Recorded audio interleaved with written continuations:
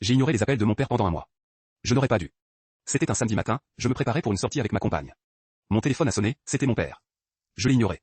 À ce moment-là, je me suis dit que je le rappellerai plus tard. Mais les jours ont passé. Des appels, des messages, toujours rien. Je me souviens d'un soir, j'ai vu son nom sur l'écran et j'ai hésité encore une fois. Je n'étais pas prêt à entendre sa voix. C'était comme si chaque appel était un rappel de la distance qui s'était installée entre nous. Un mercredi, j'ai eu un message de ma sœur. Elle disait que notre père avait été à l'hôpital pour des examens de routine. J'étais inquiet, mais je ne lui ai pas dit. Je prenais mes distances, je pensais que c'était mieux pour lui comme pour moi. Ce même soir, j'ai reçu une photo de ma sœur avec notre père à l'hôpital. Il avait l'air fatigué, un sourire forcé. Le poids de ma conscience a commencé à m'écraser. Je me suis rendu compte que j'avais évité les conversations difficiles. Mon père vieillissait, il avait besoin de moi, mais je préférais rester dans mon cocon. Les jours passaient, et je perdais un peu de temps avec lui. Je me suis senti égoïste.